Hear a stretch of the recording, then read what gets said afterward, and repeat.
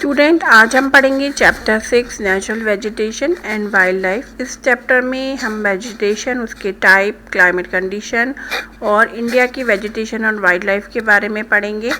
When we talk about the beauty of our country, it includes the descriptions of the natural vegetation, landscape, weather condition, flora and fauna etc. जब हम अपने country की सुंदरता की बात करते हैं तो हम वहाँ की नेचुरल वेजिटेशन, वहाँ की लैंडस्केप, वेदर कंडीशन और फ्लोरा एंड फाना, यानी फ्लोरा मीन्स होता है वेजिटेशन यानी प्लांट लाइफ, फाना मीन्स होता है एनिमल लाइफ, वाइल्ड लाइफ के बारे में डिस्कस करते हैं। A wide variety of vegetation and wildlife is found in different part of our country. India के अलग अलग पार्ट में बहुत सी वैरायटी ऑफ वेजिटेशन और वाइल्ड लाइफ मिलती है।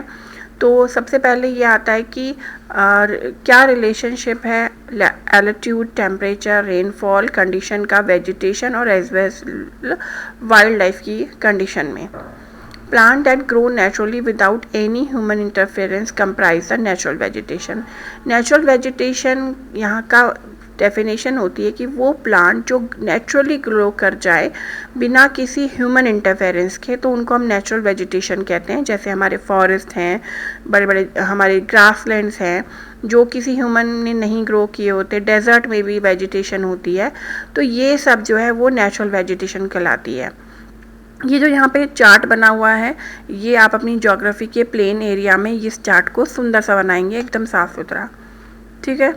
Vegetation depend upon several factor like temperature, rainfall, sunlight, soil, height above sea level etcetera. Vegetation बहुत सारे फैक्टर्स पे डिपेंड होती है, जैसे कि वहाँ का टेम्परेचर है, रेनफॉल है, सनलाइट है, सॉइल है और उसकी सी लेवल से कितनी हाइट है उस एरिया की। It vary from region to region, एक जगह से दूसरे जगह में भी डिफरेंस होता है। Natural vegetation can be classified as forest, grassland and thorny shrubs in desert. Natural vegetation को हम 3 पार्ट में डिवाइड करते हैं, जैसे आप यहाँ देख रहे हैं। First is forest, second is grassland and third is desert. Okay, तो ये आप चार्ट बनाएंगे तो आपको बहुत अच्छे से इनकी याद भी हो जाएगी कि फॉरेस्ट कौन कौन से हैं, ग्रासलैंड 2 हैं और डेजर्ट भी 2 हैं। नेक्स्ट है area where temperature and rainfall condition promote growth of tree will have forest cover. वो एरिया जहाँ का टेम्परेचर जो है और जो रेनफॉल कंडीशन पे डिपेंड करता है, और साथ जो टेम्परेचर और रेनफॉल की कंडीशन है उस पे उस एरिया के ट्री ग्रोथ डिपेंड करते हैं, तो वो फॉरेस्ट कवर होता है। In this region where amount of rainfall is low the vegetation cover will be a grasses. वो रीजन जहाँ पे रेनफॉल कम होगा वहाँ पे वेजिटेशन घास वगैरह होगी, छोटी छोटी ग्रासेस होंगी। Region of extreme dryness are called desert. वो एरिया जहाँ पे बहुत ज़्यादा ड्राइनेस होगी, बारिश कम होगी, सूखापन ज़्यादा होगा, वो रेगिस्तान कहलाते हैं। And vegetation cover will consist of thorny shrubs and mosses. और ऐसे एरिया में जो वेजिटेशन है वो कांटेदार झाड़ियाँ और इस तरीके के मॉसेस मिलते हैं। The wild life of any region is mainly depending on the plant life of the reason.